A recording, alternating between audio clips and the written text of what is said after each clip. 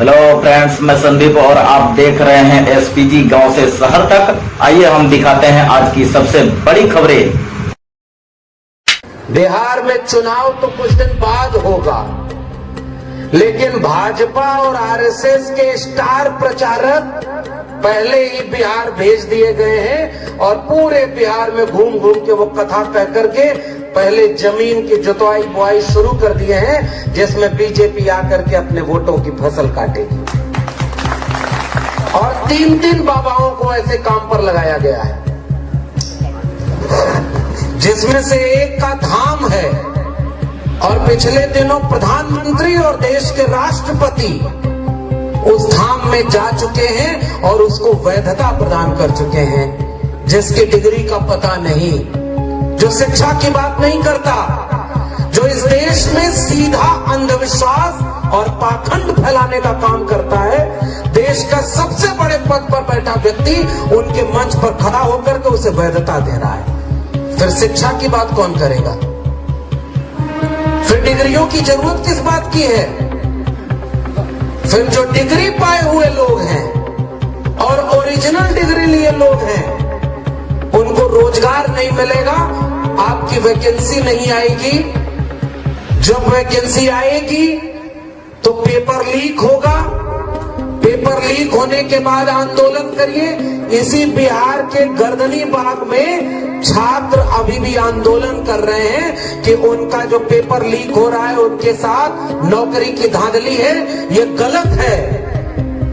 फिर ऐसे जरूरत किस बात की होगी कि शिक्षा की अहमियत कौन बताएगा?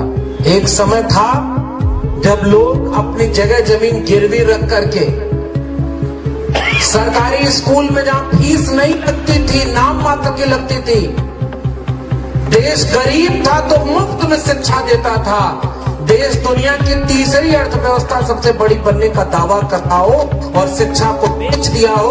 अब जिसके जेब में पैसा है उसी के बच्चों को अच्छी शिक्षा मिलेगी और जिसके जेब में पैसा नहीं है। बिहार में भी एक खबर आई कि 700 सरकारी स्कूलों को बंद किया जाएगा। अब नए स्कूलों की जरूरत क्या है? तो इस देश में कुदाल फावड़ा चलाने वाले, हाथ से मेहनत करने वाले, श्रम करने वाले तबके के लोग 90 के बाद तो पहली बार व्यवस्थित तौर पर देश के विश्वविद्यालयों तक पहुंचना शुरू हुए। आज भी देश के विश्वविद्यालयों में 4% प्रोफेसर ओबीसी कम्युनिटी के हैं, केवल 4%। और आबादी कितनी है ओबीसी की पता नहीं। देश में पशु पक्षी कितने हैं, पौधे कितने हैं, नदी नाले कितने हैं, ये पता है, लेकिन देश में हर तबके की आबादी कितनी है ये आज भी पता नहीं। फिर भी देश पॉलिसी बना रहा है क्योंकि जाति जनगणना नहीं हो रही। और जाति जनगणना होती तो एक सच आईने की तरह सामने खड़ा होता और वो सच छिपाया जा रहा है। इसीलिए तो मजहब को खतरे में बताया जा रहा है, इसीलिए तो सारा विमर्श धर्म पर किया जा रहा है ताकि लोग अपने शिक्षा और रोजगार के बुनियादी बातों को भूल जाएं। जब लड़ाई इतनी बड़ी हो, जब लड़ाई इतनी गहरी हो, बहुत विपरीत परिस्थितियों के सामने खड़ी हो, तो फिर थोड़ा धैर्य और थोड़ी समझदारी की जरूरत होगी। एक व्यक्ति या एक भाषण से अगर समाज बदलना होता तो हमसे अच्छा भाषण देने वाले जाने कितने लोग आए। हमसे अच्छा भाषण देने वाले भी और बहुत लोग हैं और हमारे बाद भी आएंगे। वो एक गाना आप लोगों ने भी सुना होगा कि कल और आएंगे नगमों की खिलती कलियां चुनने वाले, हमसे बेहतर कहने वाले, तुमसे बेहतर सुनने वाले। मैं तो कई बार सोचता हूं अगर ये लड़ाई इतनी आसान होती तो जिस समय तथागत बुद्ध लड़ रहे थे वो लड़ाई जीत ली गई होती। अगर ये लड़ाई इतनी आसान होती तो संत कबीर, संत रैदास, पलटू दादू, भीखा बुल्ले शाह, बाबा फरीद, चोखा मेला, नारायण गुरु, बसवन्ना, इन तमाम संत आंदोलन के समय भी वो लड़ाई जीत ली गई होती। ये लड़ाई इतनी ही आसान होती तो ज्योतिबा फूले के दौर में पूरा भारत ज्योतिबा फूले के पीछे खड़ा हो गया होता। ये लड़ाई इतनी ही आसान होती तो बाबा साहब डॉक्टर भीमराव अंबेडकर का विरोध उन्हीं की जाति के लोगों से नहीं करवाया गया होता। ये लड़ाई इतनी ही आसान होती तो जिस समय इसी बिहार में त्रिवेणी संघ बना, 1930-40 के दशक में काम कर रहा था और वो भी 3 जातियों की रहनुमाई अगुवाई में कर रहा था, लेकिन बात 90% लोगों की कर रहा था। त्रिवेणी संघ के पीछे पूरा बिहार खड़ा हो गया होता। अगर ये लड़ाई इतनी आसान होती तो अर्चक संघ उत्तर प्रदेश और बिहार में बना और उन तमाम नारों और आंदोलनों को आगे बढ़ाने की कोशिश की। समाजवादियों का आंदोलन खड़ा हुआ, डॉक्टर लोहिया के पीछे सारे खड़े हो गए होते, बाबू जगदेव प्रसाद के साथ खड़े हो गए होते। हम तो कई बार सोचते हैं ये लड़ाई इतनी आसान होती तो मंडल और कांशीराम तक ये ऐतिहासिक निर्णय का दौर था, लड़ाई हम जीत चुके होते। मगर कहीं तो मुश्किल है कि लड़ाई हम जीत नहीं पाए।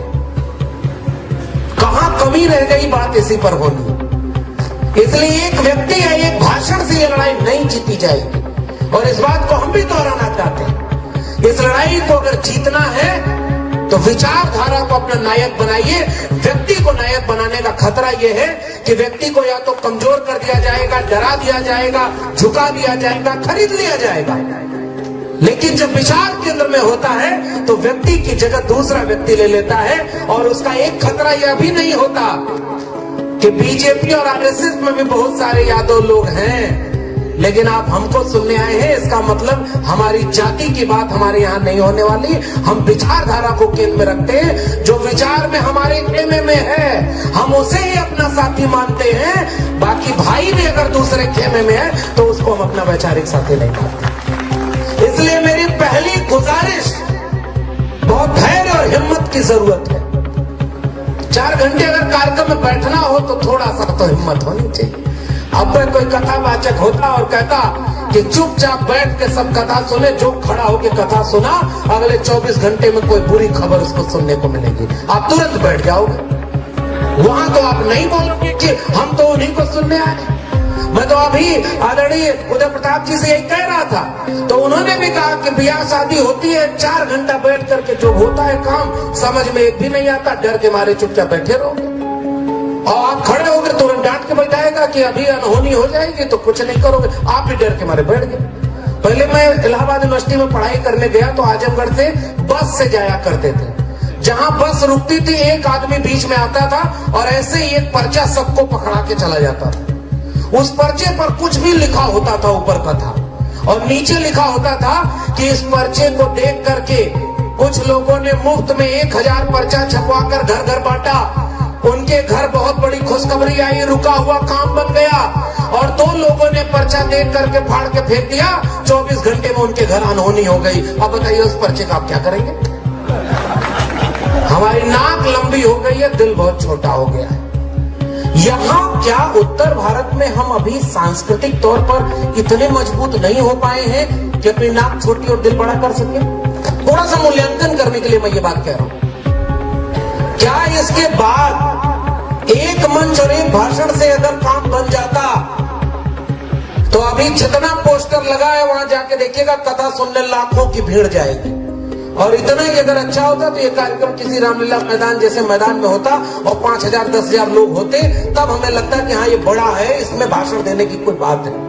आज जरूरत एक लक्ष्मण यादव की नहीं है, हर गांव में एक व्यक्ति हमसे अच्छा समझाने वाला होना चाहिए। पूरा मैदान आपके लिए खाली पड़ा हुआ है। इसलिए मेरा निवेदन, मेरी गुजारिश पूरी विनम्रता के साथ है, कौन सी नई बात ऐसी हम कह देंगे जो आदरणीय उदय जी नहीं कर रहे हो, या पासवान जी ने नहीं कहा हो, रिंकू जी ने नहीं कहा हो, या जितने भी सम्मानित वक्ता कहे हो, नहीं। लेकिन ऐसे कार्यक्रमों का एक मनोवैज्ञानिक असर होता है, और मनोवैज्ञानिक असर यह होता है कि जब विपरीत समय में लड़ाई की बात हो तो ऐसे आयोजन में जब आप समय निकाल कर आते हैं तो हिम्मत लेकर लौटते हैं कि आप लड़ने वाले अकेले नहीं है, इतने लोगों का हुजूम साथ है, तो इसके बाद ये कार्यक्रम कामयाब माना जाता है।